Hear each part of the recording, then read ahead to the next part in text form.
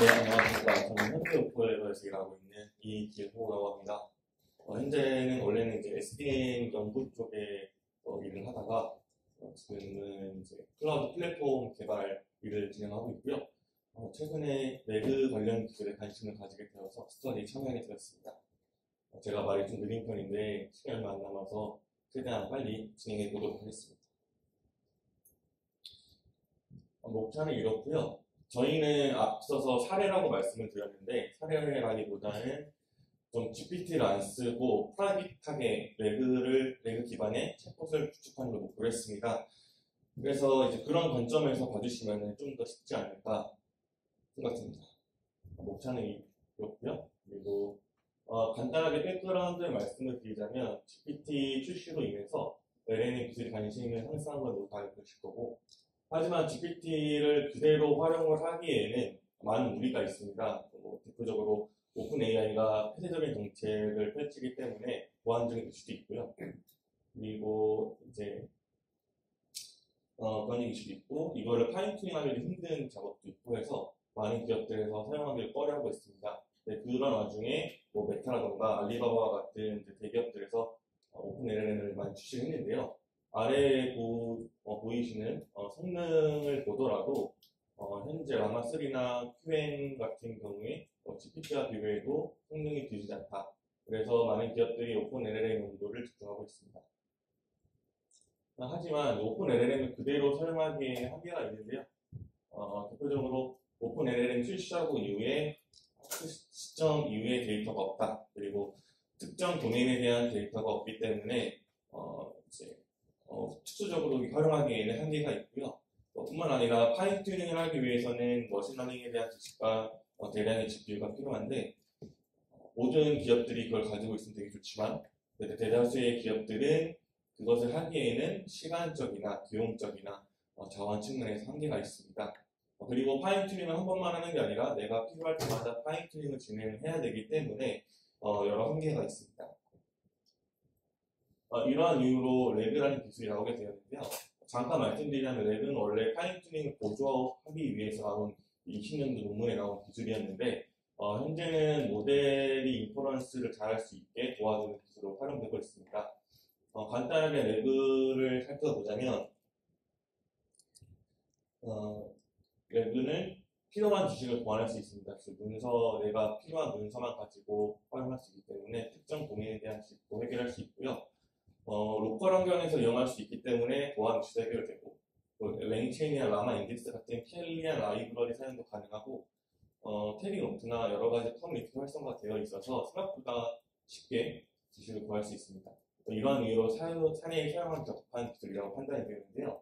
간단하게 세 가지 단계로 말씀드리자면 인덱싱, 리트리벌, 제네레이션 단계가 있는데, 인덱싱 단계에서는 저장된 벡터들을 저장하고, 리트리벌 단계에서는 벡터 DB에서 뽑아내온 것들에 대한 유사표 개선을 통해 탑K만큼 컨텍스트를 뽑고, 마지막으로 탑K 컨텍스트를 LLM에 보냄으로써 답을 인퍼런스하는 총 세 가지로 이루어져 있습니다. 하지만 레그는 이제 기대했던 것과 달리 기존 레그는 방식 한계가 존재하는데요. 정확도가 떨어진다던가 재현율이 떨어진다던가 그리고 할루시네이션 문제가 존재하고요. 뿐만 아니라 방금 말씀드린 이런 문제로 인해서 탑K 안에 있는 문서들의 연관성이 떨어지기 때문에 LLM이 이걸 참고해서 올바른 답변을 내기는 어려움이 있습니다. 이러한 이유로 레그의 기술이 발전하고 있는데요. 보통 많이 얘기하는 어드밴스 레그, 모듈러 레그, AI 에이전트, 앞서 발표하신 분들이 설명하신 그런 기술들이 있는데 저희 스터디에서는 어드밴스 레그라는 기술을 기반으로 하는 챗봇을 12주 동안 만드는 것을 목표로 했습니다. 그럼 어드밴스 레그가 무엇인지 간단하게 정의하고 넘어가도록 하겠습니다. 어드밴스 레그 같은 경우에는 간단하게 설명드리자면은 프리 리트리버과 포스트 리트리버의 뒤를 현황시키기 위한 방법들인데요. 그림에 보여지는 것 같이 왼쪽에가 기존의 레그면 오른쪽에 기존 리트리버의 위아래로 단계 하나씩 추가를 해서 LLM에게 좀 더 정확한 문서를 전달해보자 라는 기술 어드밴스 레그입니다. 그래서 프리 리트리버, 포스트 리트리버에 각각 원하는 기법을 선택해서 파이프라인을 구축하면은 좀 더 정확하게 목적에 맞는 컨텍스트를 전달할 수 있습니다. 작년에 오픈AI에서도 레그 관련된 기술을 발표를 했는데요. 간단하게 보자면 45% 대비 98% 좋아졌다. 라고 보시면 될 것 같습니다. 간단하게 몇 가지 리트리버를 보여드리자면은 멀티쿼리가 있는데요. 멀티쿼리는 LLM에게 내가 사용자가 던진 쿼리를 원하는 개수만큼 생성을 해서 반복적으로 답변을 보내가 의사도를 체크하는 것이고요. 오른쪽에 위에 보이는 게 이제 제가 간단하게 멀티쿼리 관련돼서 코드 작성한 겁니다. 참고로 간단하죠. 그 이유가 다 랭체인을 이용을 했기 때문에 이런 걸로 보시면 될 것 같고요. 하이웨이 같은 경우에는 저희 팀원분들이 많이 사용하시는데요. 이거는 이제 LLM을 통해서 가상의 답변을 먼저 받고 그 가상의 답변을 가지고 인퍼런스 하는 거라고 보시면 됩니다. 그렇기 때문에 문서로 조회하는 것보다 LLM이 만든 답변이 좀 더 유사하지 않을까라는 개념이고요. 포스트 리트리버에는 컴프레션도 있고 리랭크도 있는데 대표적으로 리랭크를 설명해 드리도록 하겠습니다. 리랭크의 경우에는 원래는 이제 여러 가지 리랭커라는 기법이 있는데 그 같은 경우에는 이제 문서를 갱샤도를 해서 우리 한번 랭크를 나눠서 해보자 했는데 제 생각에는 그거를 하나만 쓰기에는 문서의 개수가 N개가 늘어나면 자동적으로 시간 복잡도가 N개가 되기 때문에 저는 적절하지 않다고 판단했고요. 리랭크 기술은 앞서 프리 리트리버에 뽑은 탑 K의 문서만 가지고 다시 유사적 계산해줘 라는 방식으로 이용하게 되었습니다. 이제 제가 12주 동안 어드밴스드 레그를 어떻게 만들었는지 보여드리도록 할 건데요. 그 전에 레그를 만들기 위한 툴을 조금 알려드리고자 합니다. 사내에서 어떤 툴을 사용하면 쉽게 레그를 만들 수 있을지 보여드릴 예정인데요. 레그를 커스텀에서 완전히 로우 단계부터 하면 되게 좋겠지만 실제로 그렇게 하기에는 많은 어려움이 있습니다. 그래서 프레임워크나 모델, 벡터DB 같은 걸 많이 이용을 하고 있는데요. 대표적으로 프레임워크에는 헤이스택과 랭체인 라마 인덱스가 있습니다. 헤이스택은 이제 대부분의 챗봇을 만드시던 분들이 많이 아실 텐데요. 하지만 헤이스택의 경우에는 레그 소스를 커스텀하기에는 한계가 있어서 많이 사용하지 않고 있고요. 랭체인과 라마 인덱스가 있습니다. 비슷하지만 조금 차이 나눠보자면 랭체인은 이제 좀 더 커뮤니티가 활성화되어 있습니다. 때문에 랭스미스나 랭서브, 랭그래프와 같은 다른 모델들을 이용을 해서 좀 더 라이프 사이클 관리를 확실하게 할 수 있고요. 라마 인덱스 같은 경우에는 좀 더 렉에 특화됐다고 보시면 됩니다. 그래서 좀 더 빠른 랭체인을 따라가기 위해서 빠른 업데이트도 가능하고 실제로 최근에 레그 논문이 나오면 그게 조금 더 유행을 타게 된다면 바로 라마 인덱스에 해당 논문의 기법을 추가될 만큼 빠르게 유지 관리를 해주고 있습니다.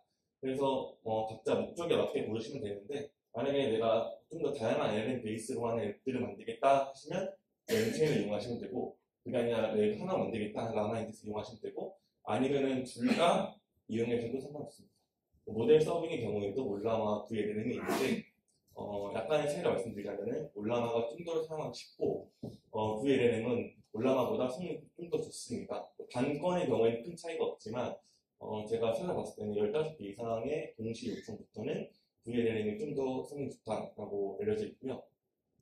모델의 경우에도 요즘 수능 모델이 많이 나와 있습니다. 저 같은 경우에는 라마 3.1에 8비짜리를 이용했고 Q&A 2에 7비짜리를 이용을 했는데요.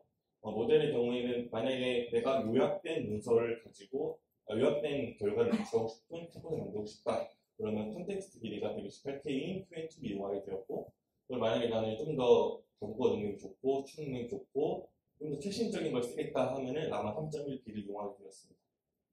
그리고 벡터DB의 경우에는 밀버스나 서치 계열들이 있는데 로컬에서 사용하실 때는 코마 DB를 이용하시면 되고요. 아니면 이제 회사 내부의 라이센스나 비용적인 처리가 괜찮을 때는 다른 걸 고려하셔도 무방합니다.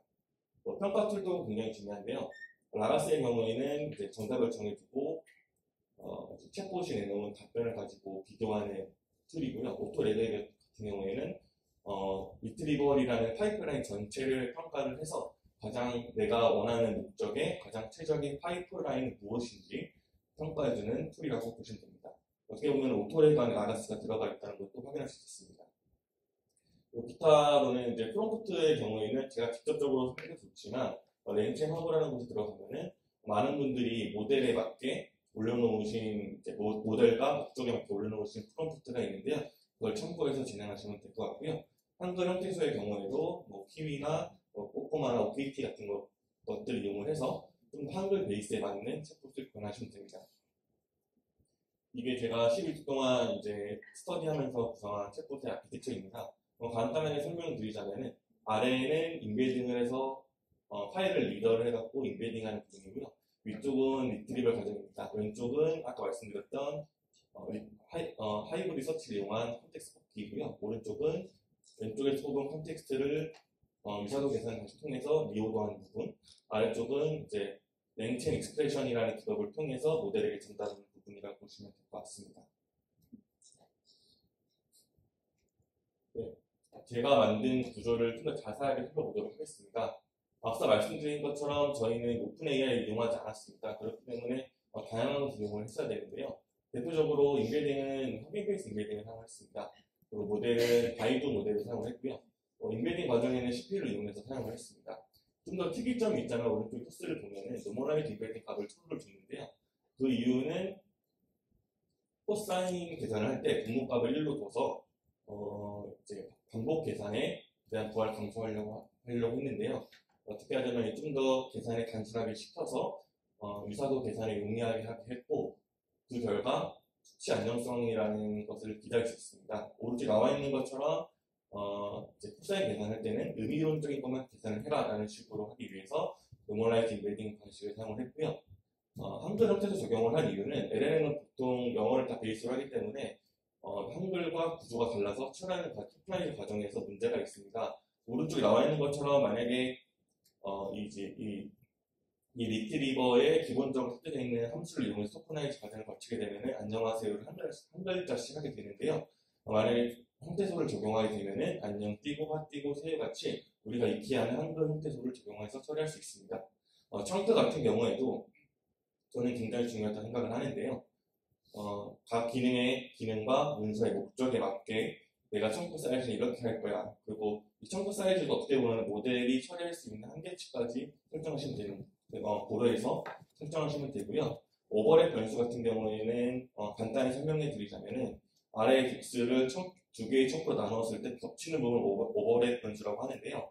이것은 어떻게 보면 문서 간의 인덱스를 표시를 해서 즉 위아래가 겹치면은 이건 연관된 문서다라고 판단하는 기준점이라고 보시면 될 것 같습니다. 그리고 하이브리드 서치를 이용을 했는데요.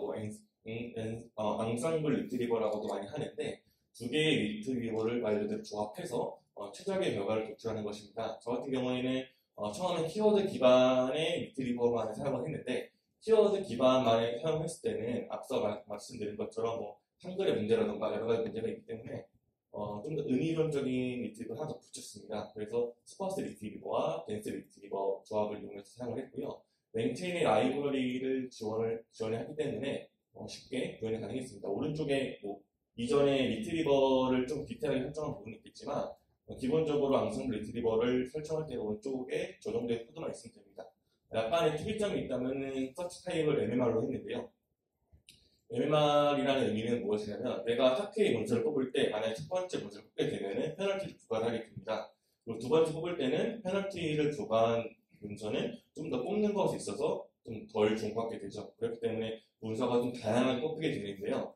그럼으로써 좀 LLM이 다양한 문서를 보고 최적의 답을 내려보자 라는 기법이 MMR이라고 보시면 될 것 같습니다. 그래갖고 이제 앵썸블 리트리버 같은 경우에는 가중치의 합이 1.0이 넘지 않게 구성하시면 되고요. 저 같은 경우에는 여러 가지 테스트를 해봤지만 3대7부터 5대5까지 이 정도의 가중치를 뒀을 때는 모두 동일한 좋은 값이 나오는 걸 확인했습니다. 마지막으로 리랭크 경우에는 위에서 뽑은 4K의 문서를 다시 질문과 문서들 간의 유사도 검색을 다시 해서 가장 유사도가 높은 것부터 순서대로 배치를 해서 최종 컨텍스트를 뽑는 그 알고리즘 역할을 했습니다. 이제 마지막 페이지인데요. 프롬프트의 경우에서도 레그에서 가장 중요하게 다룹니다. 왜냐하면 레그는 기본적으로 이제 파인 튜닝보다는 성능이 떨어진 것을 한다는 것을 전제로 하기 때문에 내가 프롬프트에서 어떻게 전달해 주느냐에 따라서 결과가 달라지고 있습니다.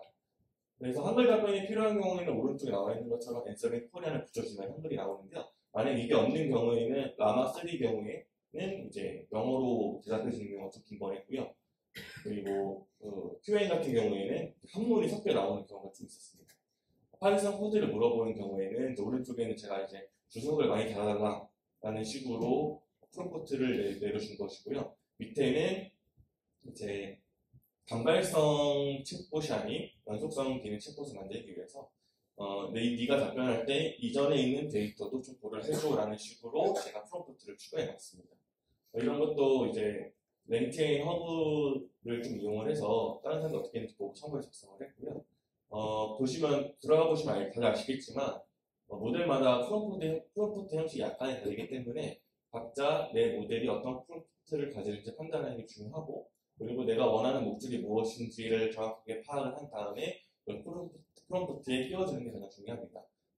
한 가지 예로는 예를 들어서 파이썬을 리팩토링을 원할 때 우리 팀에서는 이러한 코드 규칙이 있다라는 가정을 하게 된다면은 프롬프트에 매개 변수로 지정을 해서 이 문서를 참고해서 리팩토링을 해줘 하면은 이제 LLM이 그 문서를 참고를 해서 리팩토링 해주는 결과를 확인할 수 있습니다. 모델의 경우에는 처음에는 젠마 소형 모델을 사용을 했고요. 그리고 Q&A를 사용하다가 최근에 나온 라마 3.1을 이용해서 사용을 했습니다. 결과적으로는 이렇게 되어 있습니다. 데이터로는 현대자동차가 제공하는 넥스트 퀵 가이드를 이용했고요. 잡지자로는 이제 인공지능 잡지를 이용해서 각각의 내용들에 대해서 질문을 올렸을 때 이와 같은 결과를 확인할 수 있고요. 좀 더 Q&A하고 비교를 했을 때 성능 차이가 크게는 나지 않습니다. 비교해본 자료에 의하면. 근데 제가 느끼기에는 맨 왼쪽에 제가 Q&A를 해서 사용했을 때는 한문이 한두 개씩 껴 나온다던가 아니면 이제 한글에 대한 조금 어색하다라는 표현이 좀 있었고요. 코드 리팩토리 같은 경우에는 약간 제가 좀 처리가 좀 불안스럽긴 한데, 안에 내용 같은 경우에는 제가 원하는 대로 좀 이제 조건물을 추가한다던가 주소가 달아줬고요. 오른쪽은 이제 스네이크 게임을 생성해달라고 했을 때 나온 결과입니다. 이렇게 소형 모델을 이용하더라도 충분히 성능을 나오는 걸 확인할 수 있고요. 챗봇 히스토리 같은 경우에는 이제 테디베어라기보다는 테드노트에 있는 자료를 이용해서 조금 참고를 했는데, 그대로 이용하는 게 좀 힘들어서 프롬프트를 좀 바꿔갖고 했을 때 라마3로도 충분히 히스토리 관련된 챗봇을 만들 수 있구나라는 걸 확인할 수 있었습니다. 결과적으로 말씀드리자면은 어드밴스 레그를 사용을 했을 때 기존 레그가 가지고 있는 것의 문제점 해결 가능했습니다. 좀 더 정확하고 다양하게 LLM이 답변을 내주는 것을 확인할 수 있었고요. 추가적으로 보안적인 이슈는 당연히 해결되었고, 제가 코드 어시스턴트나 아까 렌즈 하신 분들이나 AI 트래블 에이전트 하신 분들을 보시면 알겠지만 LLM을 베이스로 하는 다양한 기능을 제작이 가능하다는 걸 확인할 수 있었습니다. 그래서 저는 앞으로 현재 회사에서 이게 이제 스터디로 끝나지 않고 제가 건의를 드려서 내부에서 프로젝트를 진행하고 있는데요. 이제 현대에서 제공하는 레그 엔진을 만드는 것을 목표로 하고 있고요. 지금은 저의 이제 맥북에서만 지원을 했는데 좀 더 GPU를 사용함으로써 성능을 올리는 목표를 하고 있습니다. 또 데이터 준비를 하고 이제 다양한 기능 기반으로 하는 레그 기반 엔진 도입뿐만 아니라 이제 RLPT라는 이제 레그와 좀 약간의 파인 튜닝을 함께하는 기법이 있는데 그 기법도 테스트를 하면서 무엇이 더 좋을지 계속 나아갈 예정입니다. 수업 마치면서 이제 생각보다 이제 스터디를 1시간씩 했는데 왕복 3시간씩 걸려 다녔어요. 그래서 되게 좀 지치긴 했는데 한 번도 빠지지 않고 나가면서 정말 좋은 사람들과 많이 만날 수 있었고요. 그 과정에서 어떻게 보면 처음엔 되게 생소했는데 지금은 이제 기술적 발전을 이룰 수 있었고 동기부여 당연히 됐고요. 앞으로 제가 어떤 개발자가 되는 것이 좋을지 알 수 있었던 계기가 된 것 같습니다. 감사합니다.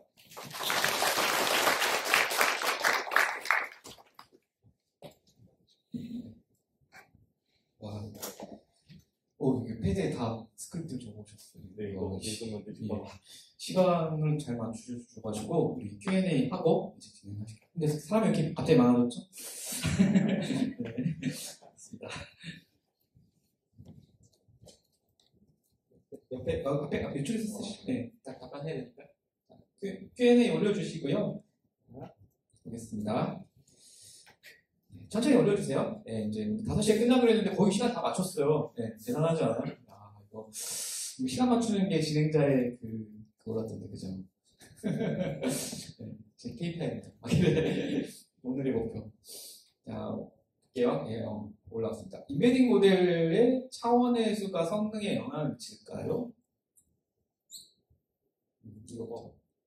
네.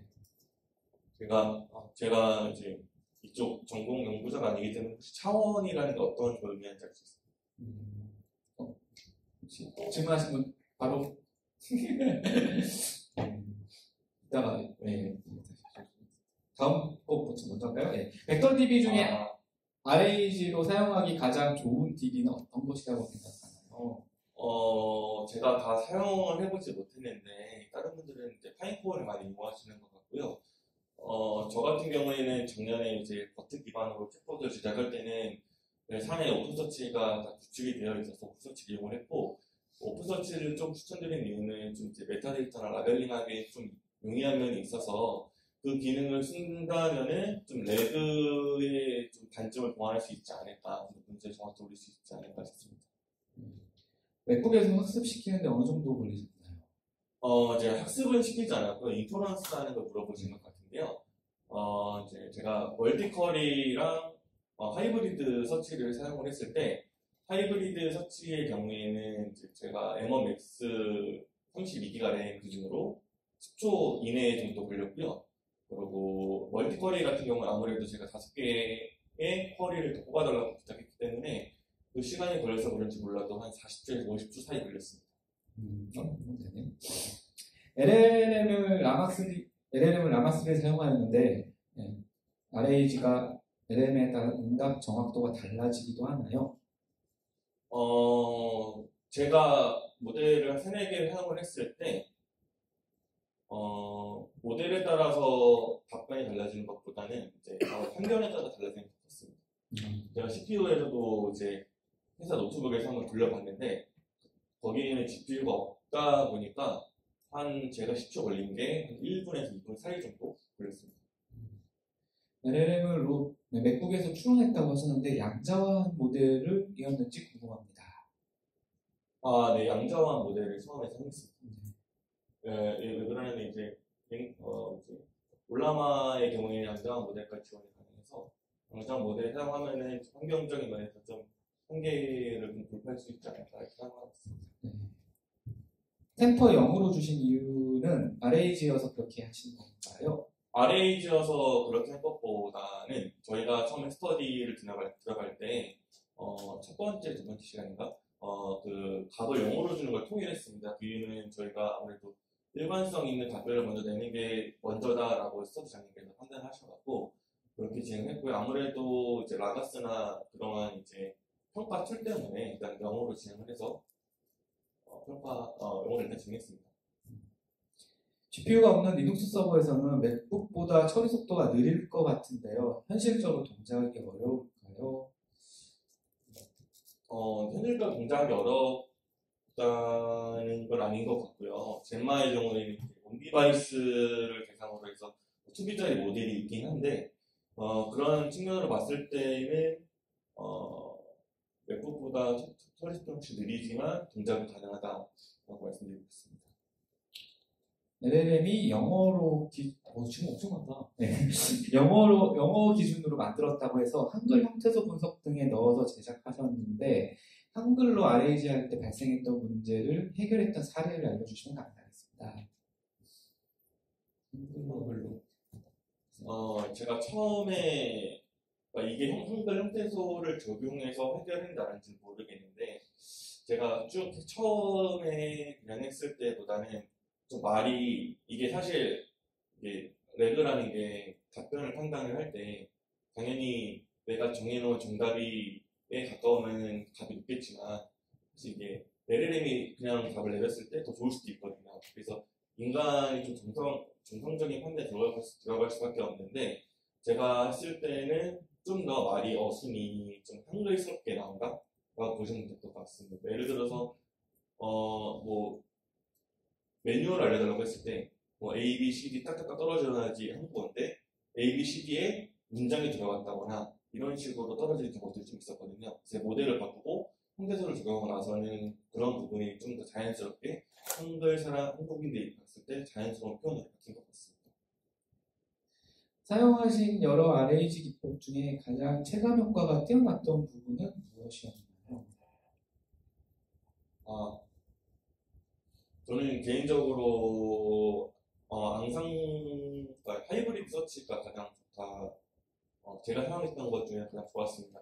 이게 사실 제가 GPU 환경에서 더 다이나믹하게 돌려봐야 정확하게 알 수 있겠지만 제가 가진 환경에서는 시간 대비 가장 좋은 거는 이제 하이브리드 서치였고 멀티쿼리 같은 경우에는 아무래도 GPU가 작아서 그런지 몰라도 여러 번 눌렸을 때 좀 부하가 걸리는 현상이 있었습니다. 네. 많은 문서를 넣어서 테스트도 해보셨나요? 최대로 넣어본 거는 300페이지까지 넣었습니다. 리랭크 유무가 결과값 정확도 차이가 큰가요? 리랭크를 적용을 했을 때 제가 300개 페이지가 꼭 넣었다고 말씀드렸는데 그 과정에서 리랭크를 적용하지 않았을 때는 불필요한 문제가 하나 더 나왔는데 리랭크를 적용하고 나서는 좀 불필요한 게 좀 사라졌다라고 말씀드릴 수 있습니다. RAG는 리트리벌, 청크 사이즈 등 최적화 요소가 많은데 어떤 걸 기준으로 최적화했는지 궁금합니다. 예를 들어 벤치마크 데이터셋 성능을 사용했는지 테스터 셋이 있었는지. 일단 벤치마크 데이터셋을 사용은 됐고요. 데이터셋 같은 경우에는 벤치마크 경우에는 이제 모델을 선정하는 기준에서 사용을 많이 했고 테스트셋 같은 경우에 제가 데이터까지 준비할 시간이 없어서 이제 회사 매뉴얼 자료나 그리고 이제 지금 찾아보시면 알겠지만 멘팅이나 이런 관련해서 많은 자료가 오픈되어 있는데 그 데이터들이 이제 어떻게 보면 잘 준비되어 있다는 데이터로 판단이 돼서 해당 데이터셋을 많이 이용을 했고요. 최적화를 이렇게 많았을 때는 저 같은 경우에는 이제 소형 모델이고 콘텍스트 기대가 크지 않았고 그리고 이제 그렇기 때문에 청크 사이즈를 좀 작게 해서 오버레이드를 작게 해서 진행을 했고요. 제일 중요하게 신경 썼던 거는 청크 사이즈 이런 것보다는 이제 리트리버에 대한 기법에 많이 신경 썼습니다. 리랭크 모델은 어떤 걸 사용하셨나요? 제가 리랭크 모델을 직접적으로 사용한 것보다는요, 리랭크 기법에 대해서 좀 공부를 해갖고 그것과 비슷하게 동작할 수 있는 함수를 만들어서 적용했습니다. 아니 3개월 했는데 답변이 바로 나오지. 대단하다. 스터디 3개월만 이렇게 되는 건가요? 저희 전문가를 모셔놓고 지금 우리 세미나 하는 게 아닌데, 그죠? 스터디했던 결과물 공유하는 거고, 우리가 이게 정답이 아니에요. 저희 진짜 정답을 말하는 거 아니고 우리의 경험을 그냥 공유하는 자리이기 때문에 엄청나신 것 같습니다. 너무 잘 들었고요. 네, 이것으로 저희 이제 데모션 테크데이 발표는 마칠 거고요. 기로님 박수 한번 부탁드리겠습니다. 감사드리고